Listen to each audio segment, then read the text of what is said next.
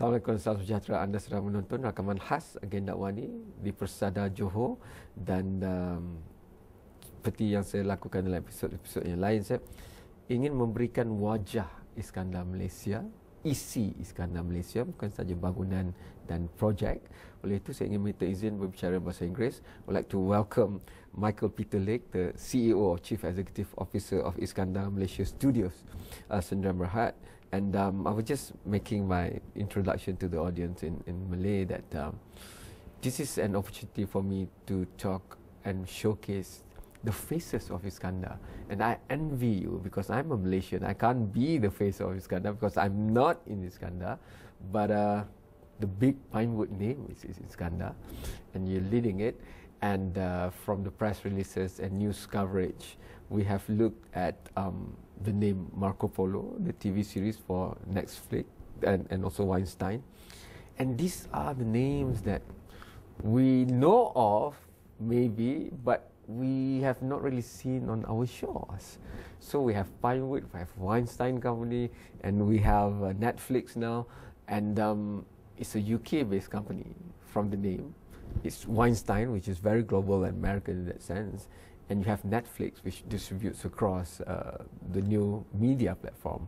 So that's international by itself. So we don't have to say that Iskandar is international, because what Pinewood itself is doing is already international. However, if you can take a step back, the first time you were offered to come here and be in Iskandar Malaysia, in Johor, Malaysia, to do something like what Pinewood internationally does, what was the first impressions for you? Well, interesting, the first time I was approached, I said no. Okay. I had a phone call just come out of the blue. I just returned from Australia after 10 years in the US working in the film industry, and I was starting to develop my own projects and produce, and I got this call, and I said, no, I've been there, I've run a studio before, but they said, why don't you go and talk to the principals and then make up your mind? So thankfully I did. You know, I talked to the people at Khazanah, and this is an initiative of Khazanah. I came to Johor. I came to Johor in October 2010 to look, and the site at that stage was jungle. And I thought, are these people real? But what I saw here was amazing growth. I could see they were just putting the roads into Medini, where we are, and I could see the big picture that they were looking at. I went to Putri Harbour, where there was nothing but a clubhouse, but the plans that they had for expansion, and then when I talked to Khazanah about their big picture idea of building the industry and how this was a catalyst to build a new industry in Malaysia, you know, that's what excited me. And I thought, you don't often get a chance to be involved in building an industry. So after doing those discussions, it was very easy to make a decision to come here. It's been a long road, so I'm sure this year when it's finally launched with all the hoo-ha, you know, that's your child. This is your child. So how do you feel now looking forward from here? Look, I feel very happy. You know, the great thing for me is that the validation of this comes from people that come from outside of the country, you know, major producers, major production executives. They come here and they all say, we never expected to see something like this. And I'm not sure what they expected to see, but this is an international class film facility, film, television, post-production facility. There's nothing better around the world. You know, and the really key validation is now working with the Marco Polo people and the people that are actually making the film, that are in the stages every day.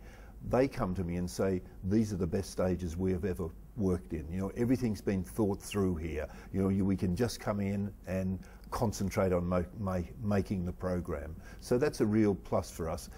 Looking forward, you know, we're off to a great start. Yes, we've got a great facility, and we were very, very lucky that we were able to have our first production in there 2 months after we actually finished construction. Marco Polo came to us, and this is a fantastic opportunity, not only for us, but also for the country. You know, this is a major production. Was it tough to get that first client? You know, this is a big name, Weinstein Company. It is a big name, yeah, and they're synonymous with productions around the world.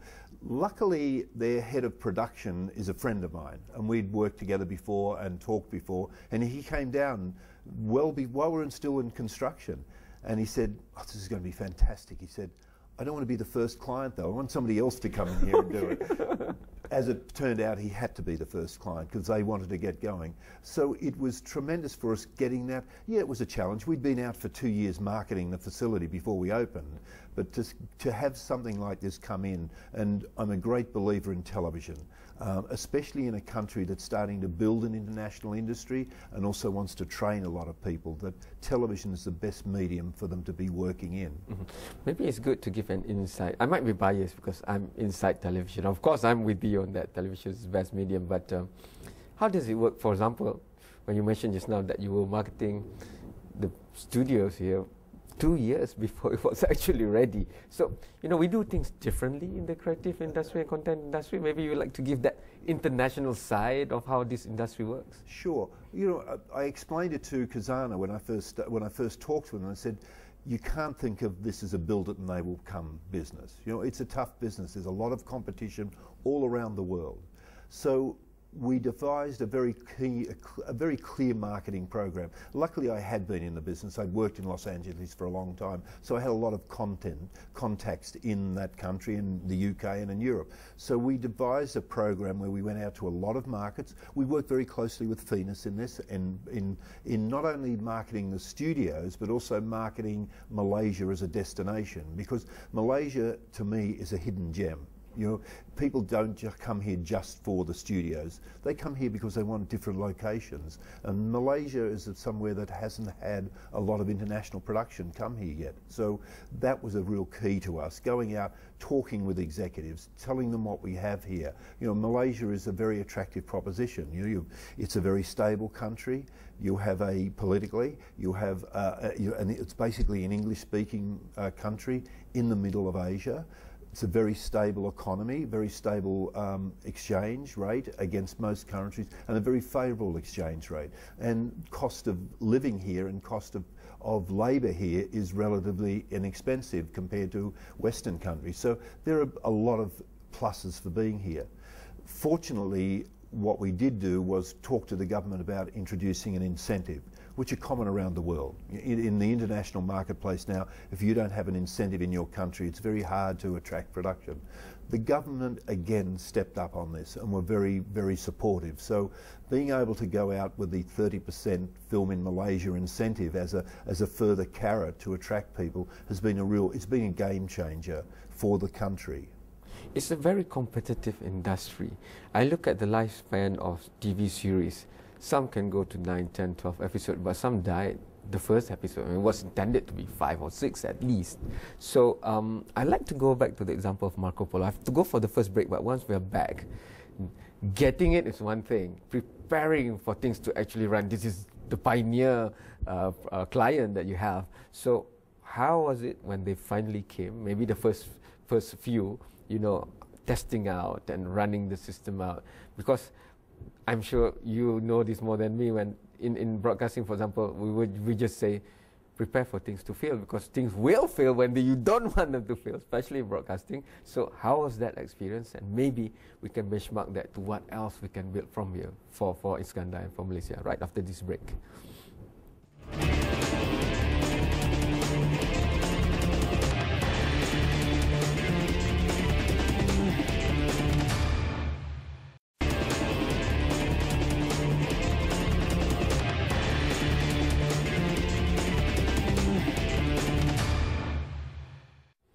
You are still watching a special recording of Agenda Awani at Persada Johor with a very, very interesting person, the boss of Pinewood Iskandar Malaysia Studios, and this is my opportunity to tap into the global scenario of creative content. I'm very thankful for that. But you prepared everything. 2 years from the completion of the studio, you've already been selling. You've garnered your first client. Is a big reputable client, Weinstein Company, and the TV series for Netflix, Marco Polo. But reality on ground, because there's one thing in front of camera, but behind is always, the stories are always behind. So if you can share what's not so secret that you can share about us when you first were running the system to finally get your first client running. it's interesting with something like Marco Polo, and this is big television. This is in the realm of Game of Thrones. It's like we're making 10 hours of television, but it's like making 10 feature films because it is so big. When they first come in, you think, oh yes, this is going to be easy. People dribble in, and production people in, the design team come in and start to realise what they want for it. And of course it always starts to grow. You know, first when I talked to Tom Prince, the head of production at Weinstein's, he said, oh, we'll probably need 2, maybe 3 stages for this production.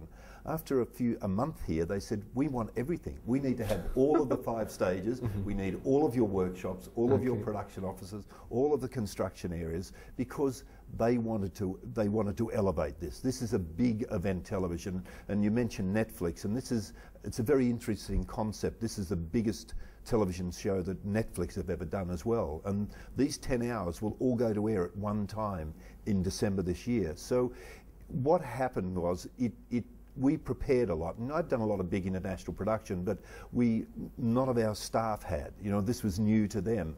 This was new to the country, you know, and all the government agencies that we worked with, you know, from PUSPAL to FINAS for the new incentive and so on. So it really has been a challenge to everyone, but the great thing is that it's testing the system. So people are very quickly adjusting. You know, I thought when I first started, I said to Tantri Asman, the head of Khazanah, well, we'll have a couple of small features to start in. It will help us bed in and everything was right. That didn't happen. This was like being thrown off the deep end without being able to swim. So it has been great from that perspective. You know, it's tested everyone. We've had to bring so much resources, so many resources to this. It's meant that little things, very interesting, that we needed catering trucks for the production when they were on location or at the studio. So there were none in the country, so we had to build those. So we very quickly put those together. And a lot of things that we thought, oh, we don't need them just yet, we can do them later, we had to do straight away. You know, so it's been great from that perspective. It's been great for the local community as well. You know, 20,000 room nights of accommodation on Marco Polo. So the hotels here love us, the apartments love us, because they're renting out to Marco Polo. So it's been a challenge, that's for sure. But it's great that everyone stepped up to the mark and said, how can we make this work? Because they see the opportunity here. Because Marco Polo is not the opportunity of just 1 year. Marco Polo potentially is the opportunity of 2 years of production, maybe 5 years production. You know, this is Weinstein's first big foray into television as well, and they wanted to succeed. So we have opportunity here to grow something that it's going to be amazing. Netflix has over 48 million subscribers worldwide. This project is going to go out there with credits on saying made in Malaysia at Pinewood Iskandar Malaysia studios. So it's a great calling card for us as a country. I think it's not going to end with the first season. Nor do I. Well, traditionally Netflix have always gone to at least 2 seasons on any one project. So I think we're confident. The Weinstein Company is confident. When you know, things are running and stuff like that, it's easier to look at the bigger things and forget the smaller things. But I would like to hear from you the human side. You mentioned that briefly about, you know, for the local guys, this is the first time, big movie. I mean, the problem for us discussing this is people haven't seen Marco Polo. It's like talking about the Game of Thrones before people have seen it on TV, for example. So if this is as big, if not bigger than Game of Thrones, then imagine the shock of a Malaysian working in Pinewood. I'm working for the Marco Polo set, you know, but they can't say it now. They don't feel it now. But for those inside the studio working right now, they would have felt it right on, smack in their faces. So that human side of... Well, it's very much so. It's interesting. It's not just the people working on it. You know, we have people that have worked in the industry in Malaysia and in KL and so on, but they're doing things that are different. They're building sets, you know. We have 5 stages. That's 100,000 square foot of film stage space. So there's sets built in every one of those stages. We have a big set that takes up about 4 acres on the back lot. And this is all set in 13th century China and Mongolia. So every single thing has to be built. Every prop has to be built. It's not that you can go into a store and say, oh, I want 5 of those for our set. Everything has to be built. So it's developing new skills for Malaysians. But the more human face of it is that they need about 5,000-6,000 extras on the project. Cool, cool. They're being drawn from the local community, and it's sort of creating a whole new sort of profession here of extras for film and television. When I was reading online on one article that says, you know, casting is being done of the whole dates in March, and it's like, what? Netflix, Marco Polo, casting for extras done in Johor. Some of the casting directors might even be able to pronounce the name of the place, you know. So that's how big of an impact it is. But when you said building sets and studio, maybe if I can go a bit of a more micro detail on that is, you mean the production team will come in and they will draw the picture for you, present what they want, and your team has to put that out and materialize it within the specifications of what the client wants? Yeah. Is that how it works? It works like that, yeah. They come here. The studio's a bit like a hotel or a shopping mall. We build space and we rent that space out, and then the producers come in and they do what they have to do within those spaces. We rent them.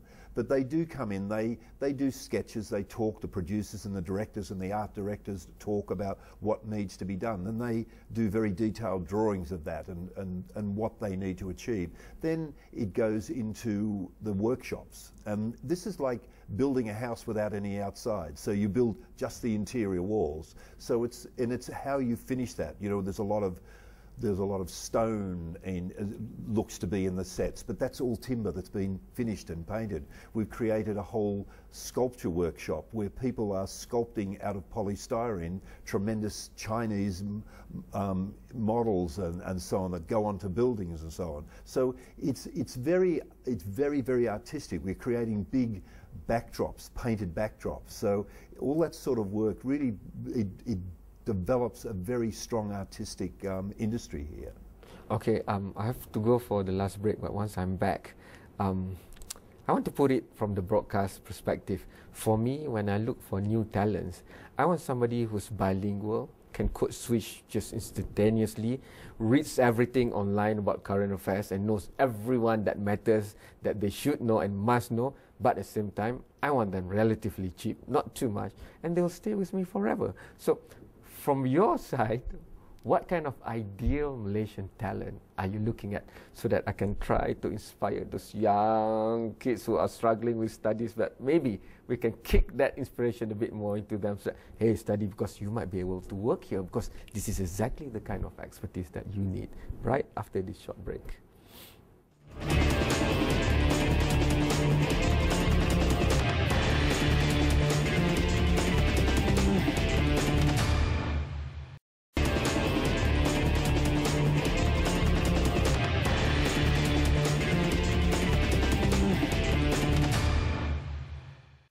You know, always when we pass by Iskandar, we read about Iskandar, we see the acreage, we see the buildings, we see the big project names. But I'm very thankful to Michael here, because Michael is sharing cutting edge, competitive, up to the latest creative industry globally, and what we need to do to be there, to park ourselves somewhere within that supply chain. And I would like now to go to the talent side of things, because like I said before the break, for me, I'm very strict about what I want, because it's very competitive, you know. Every journalist goes to the same press conference, but I want the story coming back for me to be different, because we have a different mindset. So for you, because you have clients like the Weinstein Company and Marco Polo kind of projects, what kind of Malaysian talents are you looking out for now and the future? The biggest challenge for me, of course, where we are, there is no film industry. So the biggest challenge for us is talent. How do we develop that talent? Not only for us, but also for the whole Malaysian film industry. So, and the key is for us is to, the great thing about this industry is that you don't necessarily have to have a university education.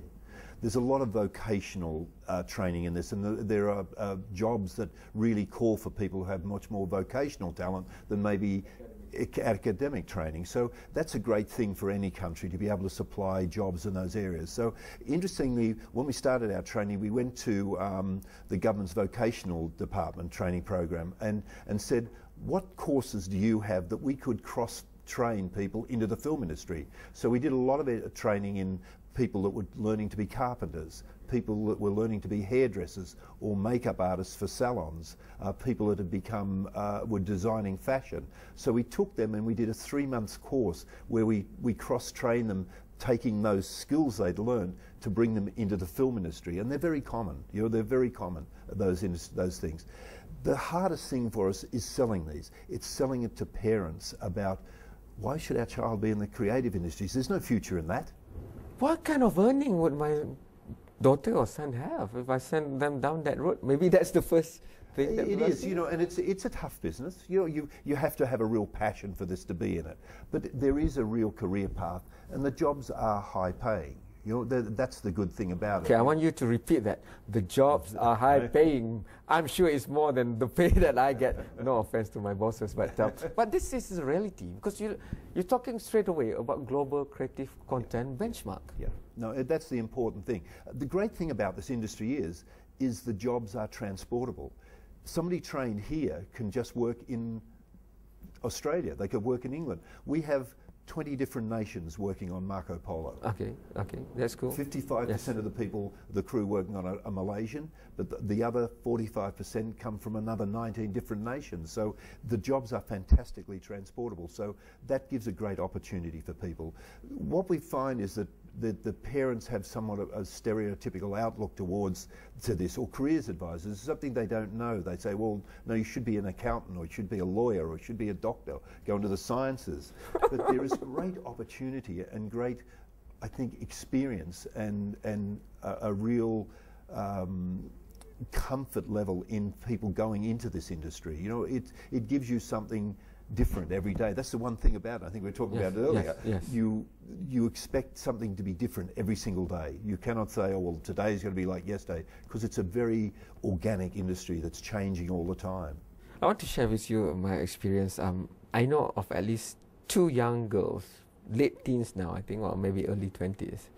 They were homeschooled, and their main passion is to just draw anime characters. So, you know, the community around them was saying, what? You're so pretty and you're doing anime. What will you be? You see, the lack of imagination and exposure is the only thing. I can guarantee you, because I've been discussing there, I've been going around the country, we do have exciting, tremendously exciting young talents. It's just that the ecosystem is suppressing them. So thanks to Pinewood now, we have one big, fast, north-south highway, if I can put it that way, into global creative content industry. So if you can give an advice, the parents you're already talking to, but to the youngsters that you can't possibly meet, from my hometown of Perlis, northernmost state, right up to Sabah and Sarawak, what would it be? Because I think they have it already, but sometimes they look around, nobody understands me, and you know, they're saying that I can't make it doing this. What would your advice be? You know, if you have a passion for this, you have to follow it. You know, it's pointless going into a workforce or in a job that you have no passion for. If you want to get into this industry, you have to keep at it. I have sort of 3 P's of production: perseverance, professionalism, and punctuality. Okay. If you can bring all those 3 things into it, it's interesting. Just a quick side story. A couple of weeks ago, we gave away, there's a new university being established here in Malaysia, in Johor. The Multimedia University has combined with the University of Southern California, which is the most prestigious film school in the world. They've created a school of cinematic arts here, 5 minutes from the studios. My God. A couple of weeks ago, we gave out a sister company is involved in, we're funding scholarships to that. And we interviewed all these young kids for these scholarships. 2 of them actually came from Johor, and they were from all over Malaysia. The creativity that they brought to the table was amazing. You know, they didn't have all the bells and whistles to make them. One boy made amazing stop motion film with his iPhone. Not his iPhone, it was a hand-me-down iPhone from his uncle. And that's all he had to do. But the creativity he displayed was amazing. Even the lecturers at MMU said, this is as good as first-year work that we're seeing. So you're right, the creativity is here in the country. It's how we can nurture it and make sure there are jobs for them to go to. And better yet, if they go into this kind of setup, there's no limit to where they can end up. They could be the next big name going to Hollywood and coming out of Hollywood then. Exactly right. Yeah, that's so true. As I said earlier, it's portability of jobs. That's the thing. And it's who you know, because you'll be anywhere exposed in the world. Yes.